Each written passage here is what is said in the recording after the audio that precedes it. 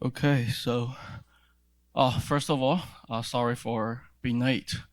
I was working on a paper and I was in the mode and totally forgot I have a class. Actually, I thought I still have 1 hour for the class. Then I realized, oh, I'm 5 minutes late, so I just ran here. Sorry about that. Okay, so today we keep talking about stack-based buffer overflow, and last class we talked about sequential buffer overflow. Basically, there is a buffer, and you can sequentially override the buffer and everything higher than the buffer address. So we call it sequentially. It's not like you can overwrite wherever you want, but only starting from where the buffer is. We talked a little bit about the history of buffer overflow, the information C function needs to run. We talked about 2 calling conventions, which one is a default one and also a fast call one. We talk about how to overflow local variables. So this class, we will go beyond that. Instead of overflow the local variable, we will talk about how to overflow the return address to execute a function.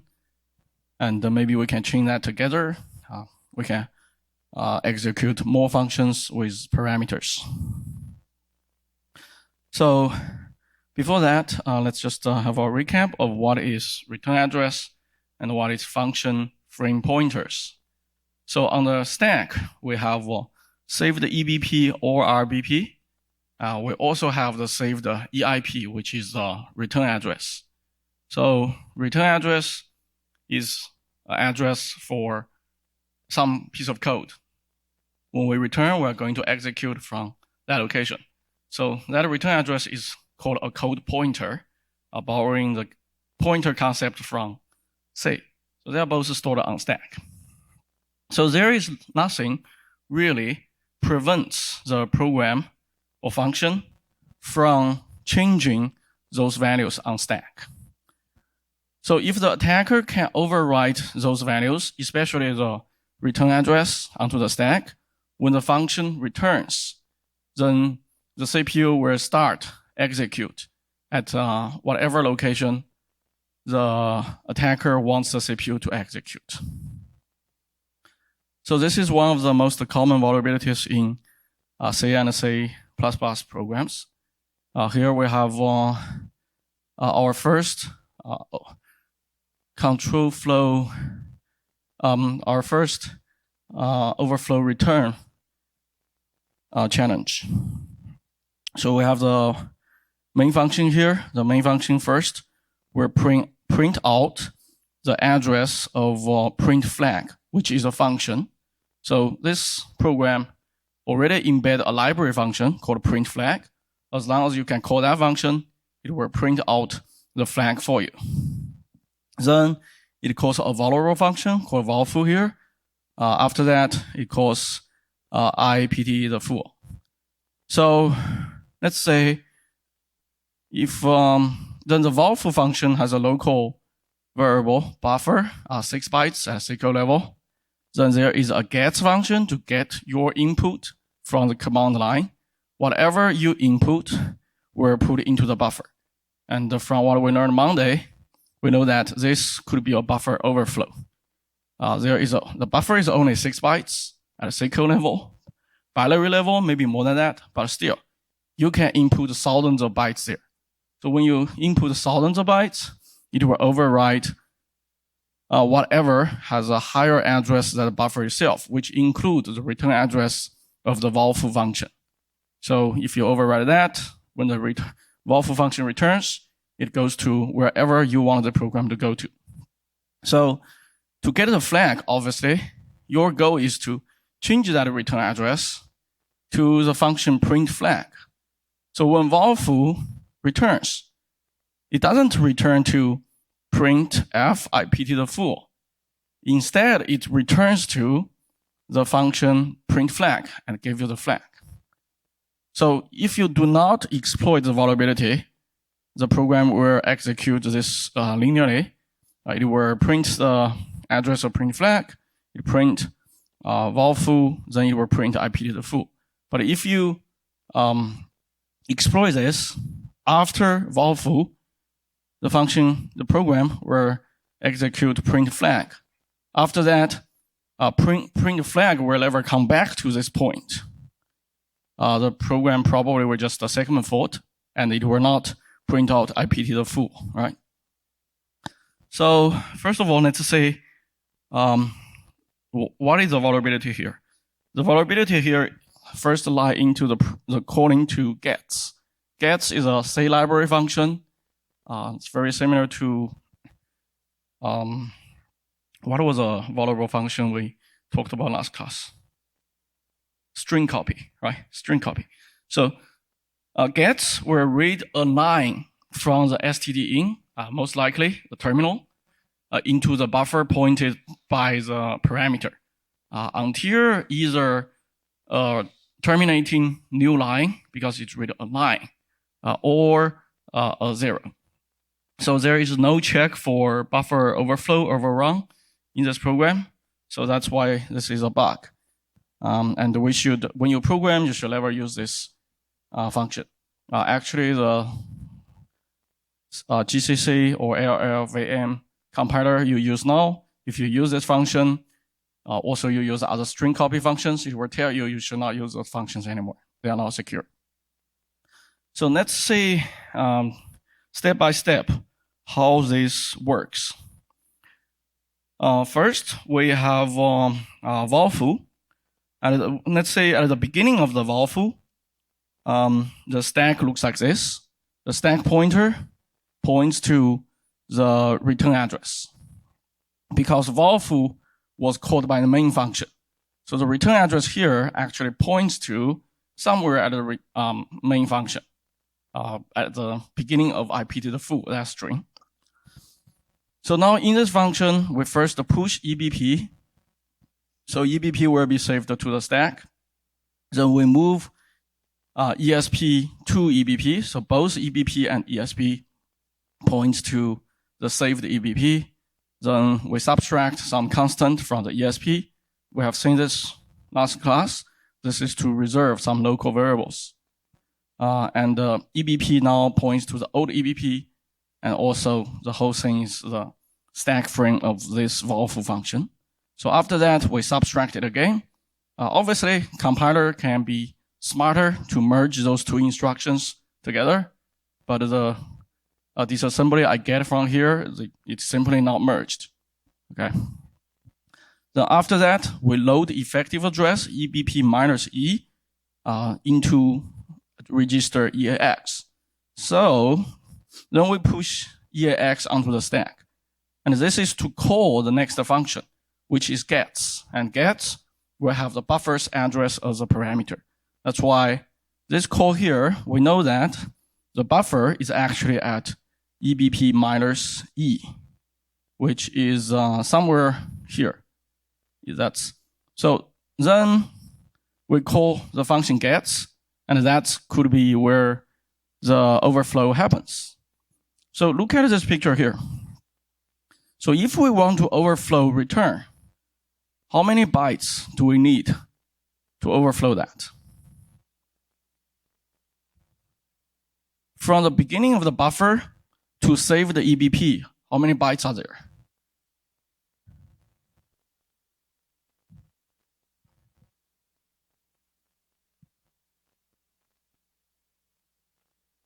It's just the E, right? Because EBP is here, the buffer is at EBP minus E. E is 14, right? So from the buffer, the beginning of the buffer, to the saved EBP, actually there are 14 bytes. But at the C code level, you can see that at the C code level, we were asking for 6 bytes. But the compiler actually gave us 14 bytes there, more than what we asked for. Then, so that one takes 14 bytes. Then we have 4 bytes for the saved EBP. That's a lot of 4 bytes, total 18 bytes. So if we want to overwrite return, we should give 18 bytes of garbage to fill the buffer, 14 bytes, and another 4 bytes to fill the saved EBP.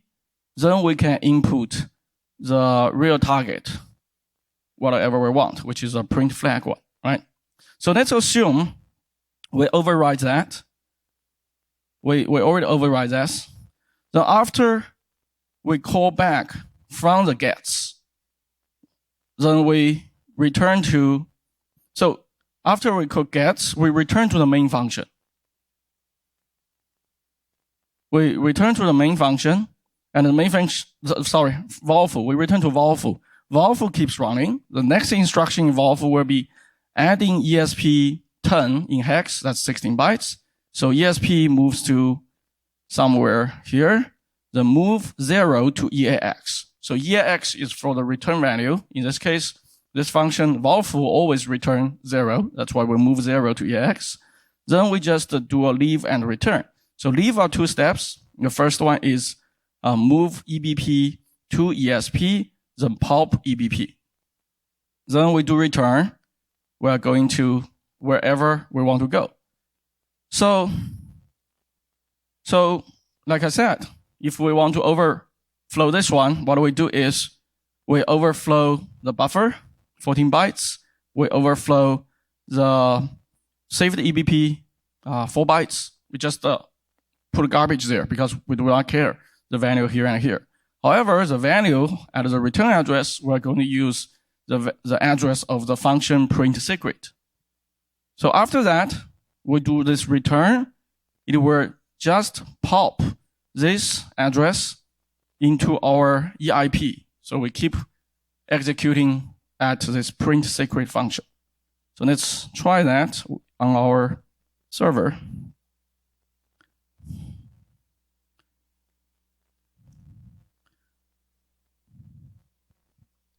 So this one is buffer overflow return 1. Let's try 32-bit. So if we run the program, when we run this program, the program print out the address of the print flag, right? And also ask for our input. So if we just input some, like here we input 6 bytes. So if we input 6 bytes, what will happen?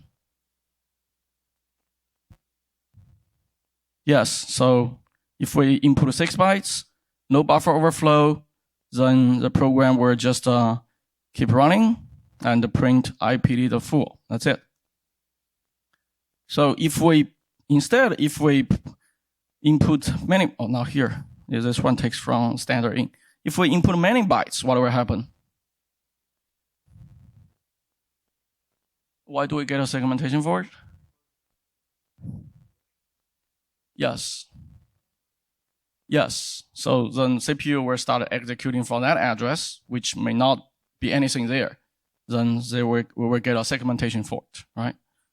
So only if we input this one, then if we input that one, then we can get the flag. So how this works is, because those characters, they are not really printable characters, so we need to use Python or any script language you want to use to do this. Let's use Python here.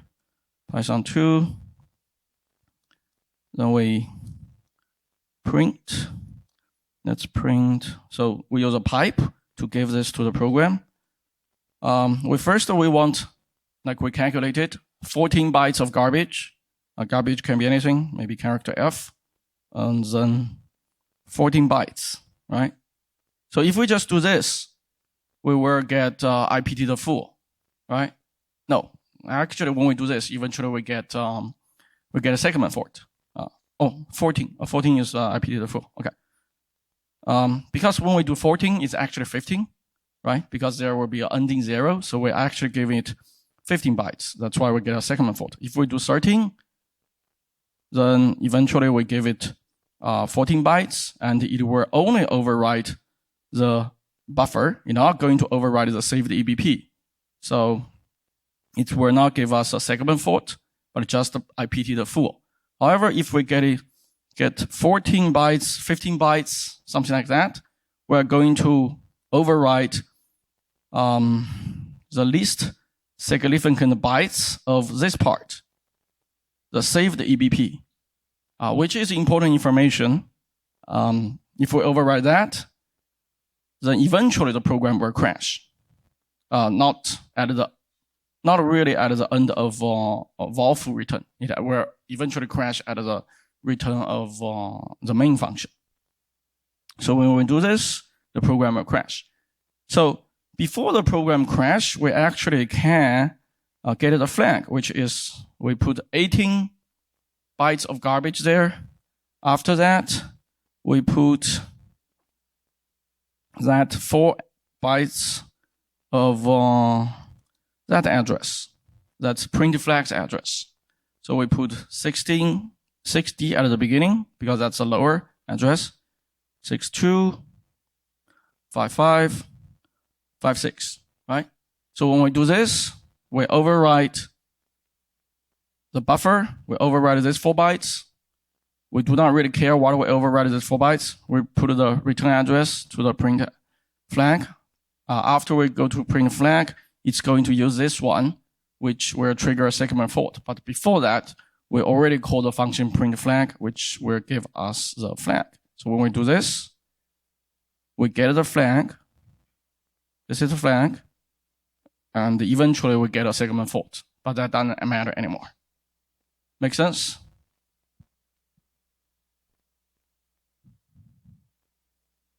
Any questions here?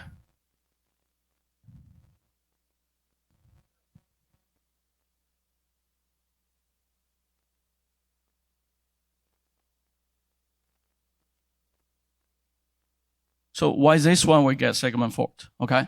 Because your input here at command line is 14F. The function, the program, the function it calls is gets. The gets will actually append another byte, which is 0, at the end of your 14. So the buffer itself is only 14. You put 14 there, the 0 goes to the saved EBP. So you actually change the saved EBP there. Yeah, of course, you may get lucky that that byte of the saved EBP is already 0, then it doesn't matter. But in this case, it's not. So you change that, and because of that, eventually your program still crash. Okay.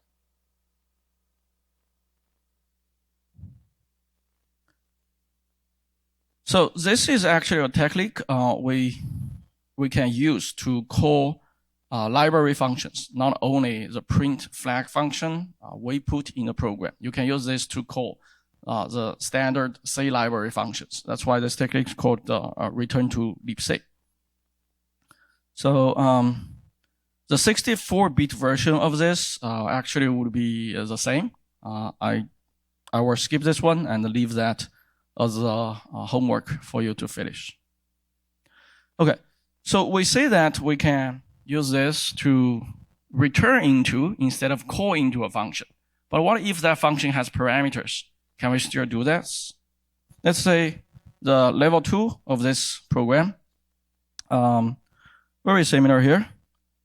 We have the main function, which print out the function address, print secret, print flag for you.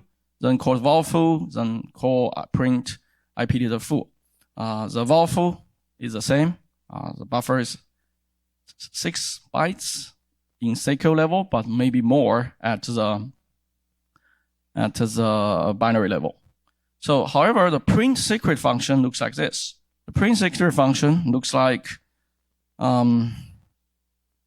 it takes a parameter, and the parameter has to be this specific value to print out the flag. Otherwise, it still print out IP to the foo. So, which means go back to here. If we only overwrite the return address, and we overwrite the return address to the beginning of print secret, then it's going to execute if I equals to this number. If not, it will just exit. So you still cannot get a flag, right? Of course, you can directly, one way to solve this one is you do not return to the beginning of print secret. You return to the middle of the function print secret.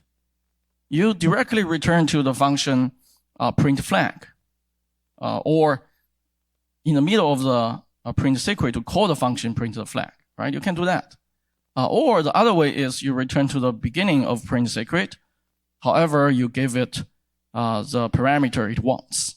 So then let's say, how do we do the latter approach? How do we return to the beginning of print secret and also give it a parameter?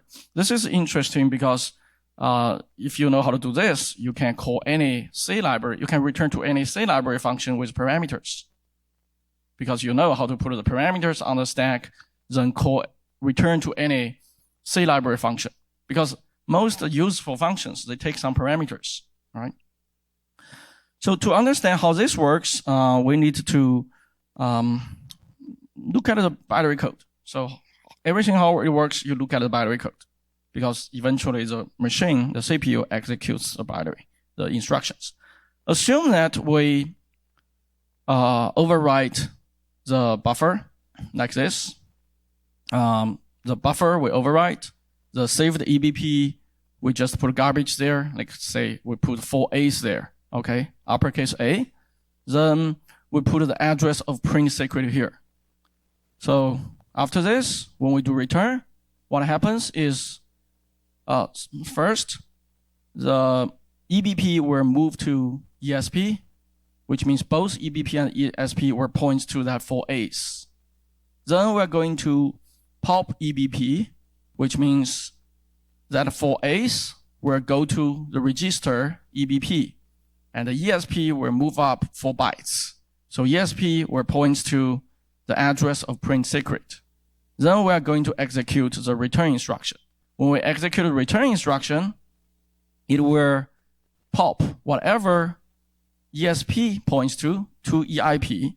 So EIP now has the address of print secret. That's what we want.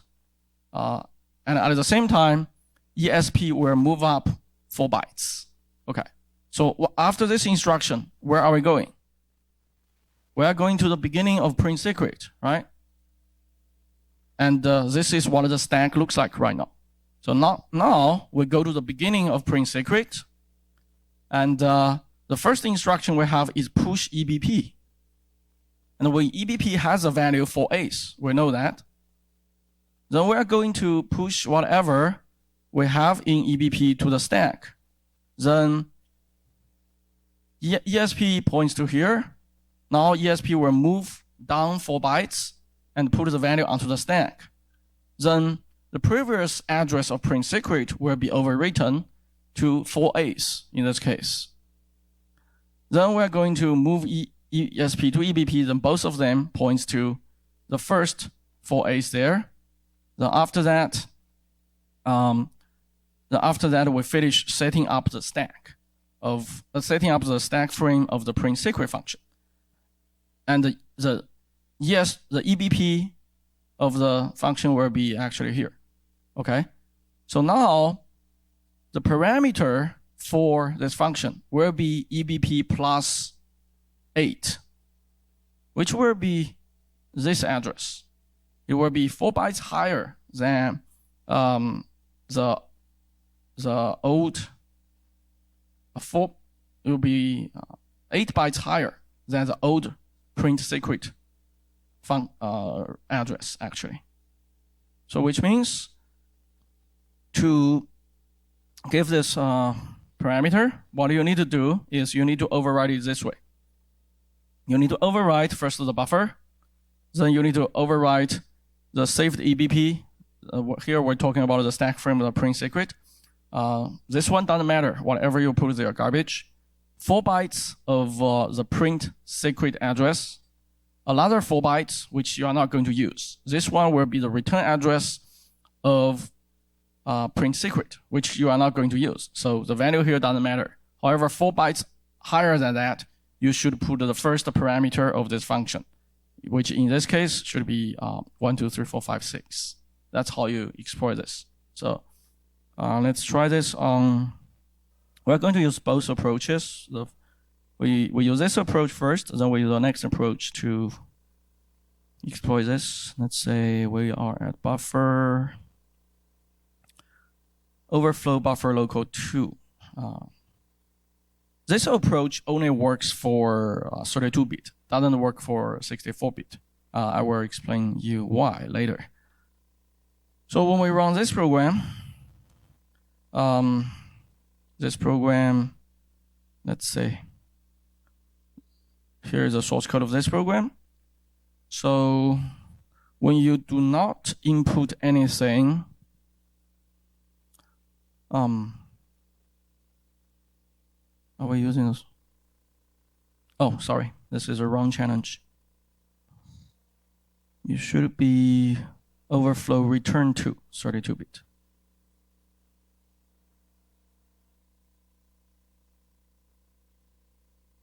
So when you run this program, it gives you where the print secret is. It doesn't really give you where the print flag is, right? If you know where the print flag is, you can directly call that. If you only know where the print secret is, you have to call into that. So what we do is, let's say, I actually have the exploit here for you. So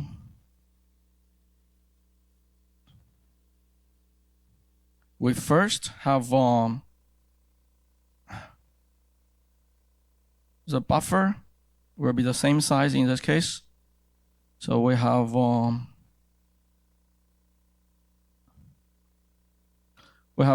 18 bytes of garbage.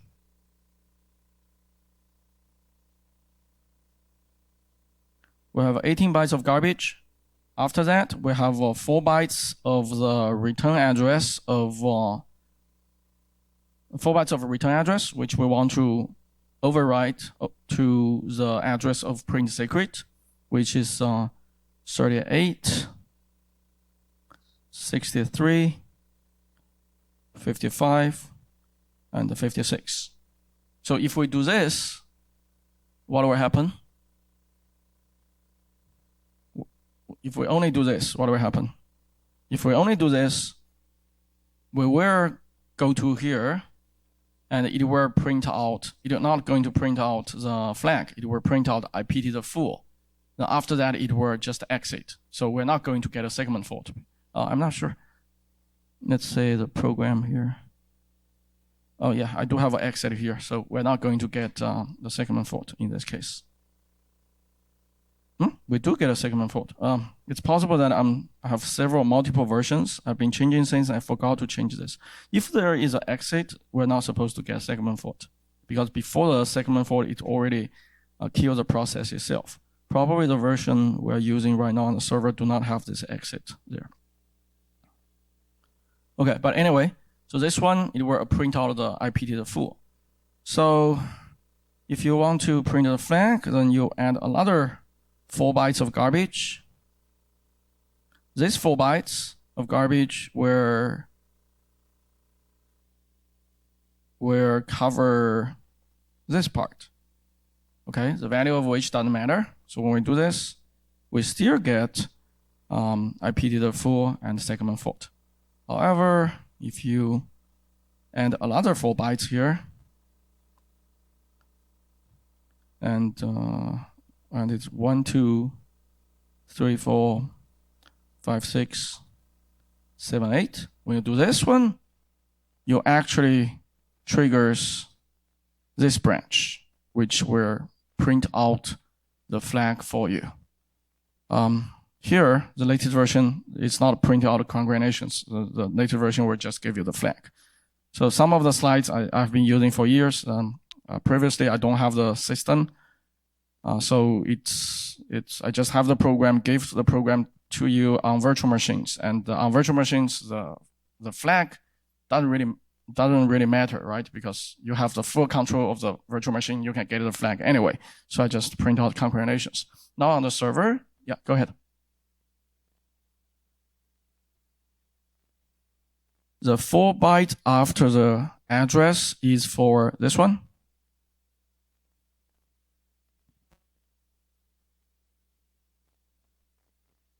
What do you mean by RC?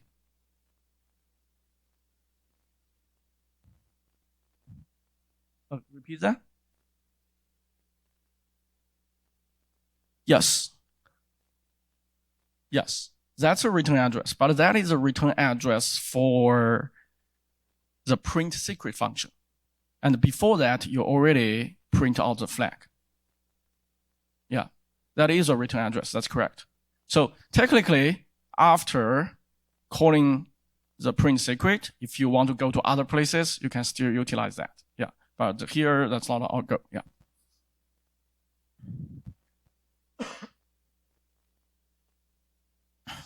So when we do this, we can get the flag. Related to what he was talking about, what actually we can do is, first of all, the same function, the same challenge.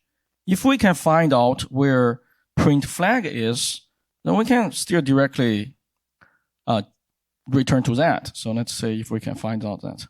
So we do this one on M, let's say print secret, print flag. See? Print flag is this address, 1260, and this one is 6338. Here we have 1338, which means the print flag should be 626D at runtime. So this is only the offset. The runtime address will be a little bit different. This one, the offset is 1338. Runtime address is 3638. So we know that if this one has an offset of 12.6D, then its runtime address should be 6260, right? So then let's try to, so if we directly go there, so here, we don't need to set up the parameters there. So here we go to 60, then 62. Okay, this should work. So by doing this, we are overwriting this return address, but we're not overwriting to print secret anymore, directly to print flag. So this one should give us a flag, and let's try. Yeah, it works. So,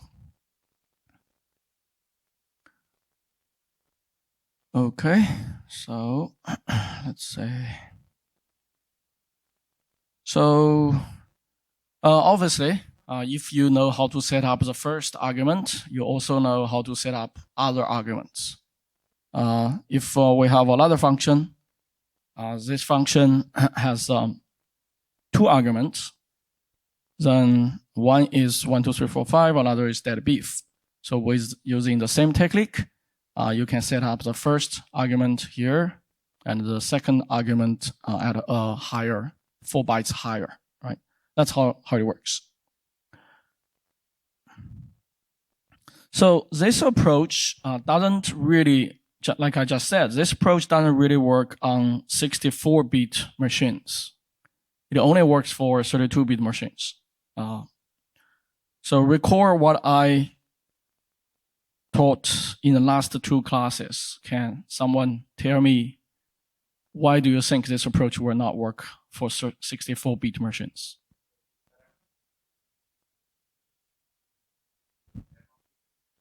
Exactly. So in 32-bit machines, the parameters are on stack, so it's on memory, so you can override that. On 64-bit machines, the first 6 parameters, they are in registers. And you cannot directly override the registers. You are only overriding the memory. So all of those problems are called the memory corruption problems. So to hack this in the 64-bit machine, you basically need other instructions to set the registers. One way to do that is something called return-oriented programming, which I want to cover a little bit in next week's class. So another example, can we return to multiple functions instead of just one function? So that's exactly what you ask there, right? The return address. Then we keep overwriting that. Let's assume the functions we are overwriting, we're calling or returning into, they do not really have arguments. If they do not have arguments, then we can do this forever, actually. If they have arguments, things get more complicated. Let's say This is what the stack look like before the epilogue of vol foo. So the EBP points to the saved EBP. There is a return address. There could be multiple arguments there. So if we want to return to function one, what we do is we put function one's address at this place, which should be returned, right? Then after the epilogue of vol foo, before we calling into F1, ESP will move to here. The return address will be here, and EIP will be F1. Okay.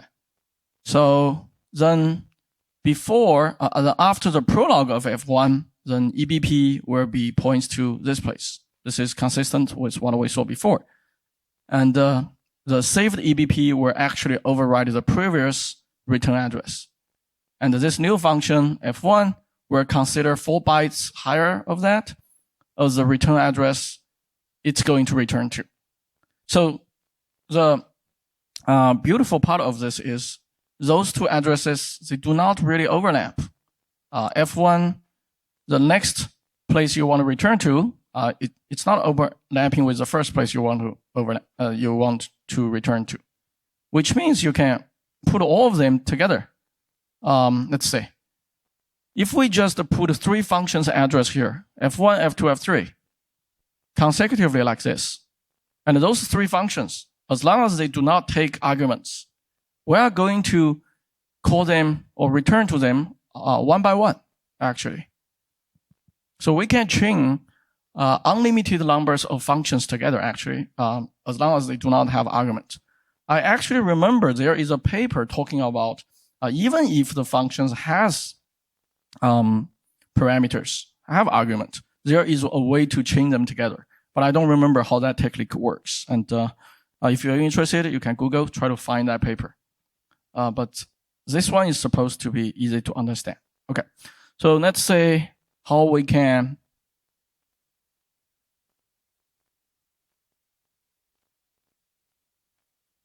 so this one we don't so this one actually you can do that. For example, this one, let's say here you want to return to, let's say, F1, right? F1's argument should be here, right? So technically, the first function, you can put the argument. The second function, however, you can also put the argument. But the first argument of F1 will at the same place of the third function. So you will not be able to chain the third function, right? Well, unless somehow the argument and the function address are the same, right? So you can still chain some together. For example, if the function 1 has 2 arguments, then what you need is this one and this one. Then you will not be able to chain function. You can still chain function 2, actually. Yeah, but not function 3 in that case. Yeah. Okay, so the example here is we have 5 functions, and they are very simple functions. None of them has a parameter. Each function will just print out one word. That's it. Power, knowledge is power. France is bacon. That's what we try to print. Okay, so the main function here will print out all those functions address from F1 to F5. Then there is a vulnerable function, vol foo. Then we want to print all of them. So how do we do this? Let's say. So this is challenge return chain 32-bit. Return chain.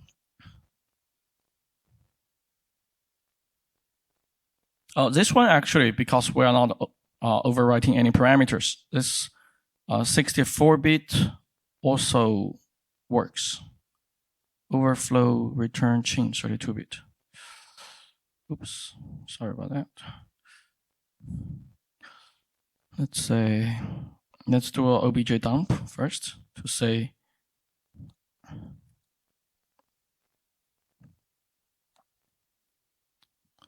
so we have valve here. We want to find out where the buffer is. And you can see the buffer is at EBP minus E. Because we get that address, then we call the print function. Not print, the gets function. So the buffer is at EBP minus E, which is the beginning of the buffer is 14 bytes away from the saved EBP, right? So when we run this program, it prints out all the address for us. Let's say, so what we want to do is we want to chain them together. Let's say Python 2. If you are familiar with Python 3, you can use Python 3. So we first need 18 bytes of garbage, right? 18 bytes of garbage. Then we just need the address of the first function we want to call. We can call as many functions as we want. The first function will be, let's do knowledge is power. So the first will be F1. Then we do 2D 62 55 56. So even if we do this, you should print us knowledge, right? Why it's not printing knowledge?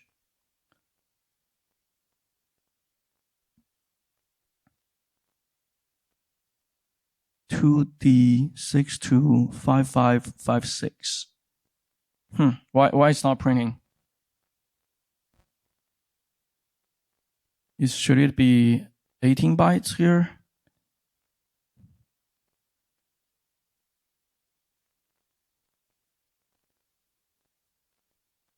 So here we have 4 bytes.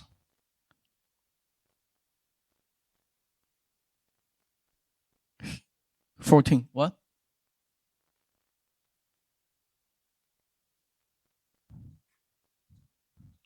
This part is correct, right?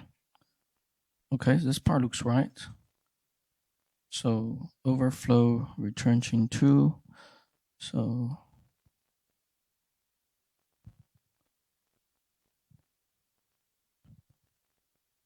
maybe we need a new line there. That's probably the reason. Let's try to put a it's possible that before we actually print out, the program already crashed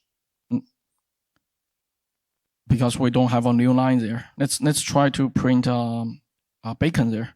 Second. Then after this,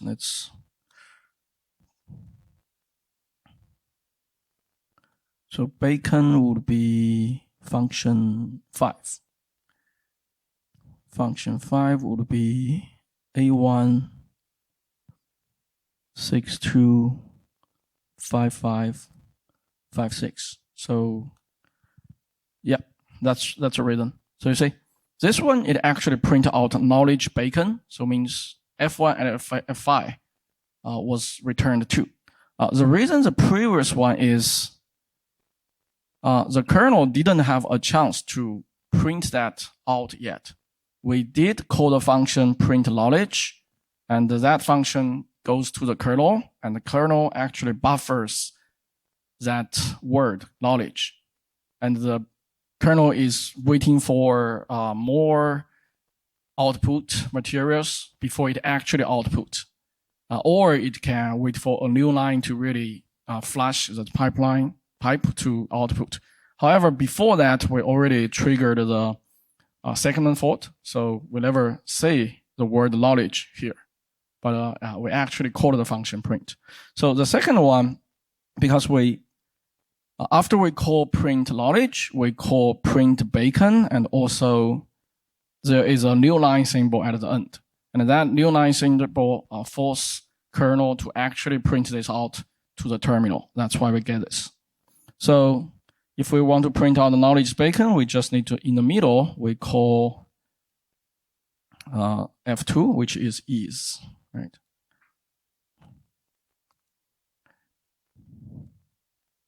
So is as 4A 62 55 56. So this will print out knowledge is bacon for us. And also there's no segment fault. Oh, so this one doesn't have segment fault because after print out bacon and new line, we have an exit. This is a C library function, and this C library function eventually makes a system call to exit the calling process. So the process will kill itself before. So the segment fault happens without this one, without this exit. The end of this function f5 will return to another function, but that address we didn't specify, right? That will be some garbage address on stack, and when we return to that garbage address, we get segment fault. However, this one, before the return, we make a system call into the kernel saying, oh, this process is quitting, basically. That's why we never had a chance to trigger that segment fault there. So that's why when we do this, there is no segment fault. It's just knowledge is bacon. That's it. Make sense? Okay, cool. I guess that's all I have for today. Next week, I have more examples for software security, but probably we need to move to the ROP and heap one so we can finish the software security part in next week. Okay. If no other questions, see you guys next Monday. Okay. I talk a little bit fast today. Sorry about that. Because I have some other commitment after this. I basically miscalculate my schedule today.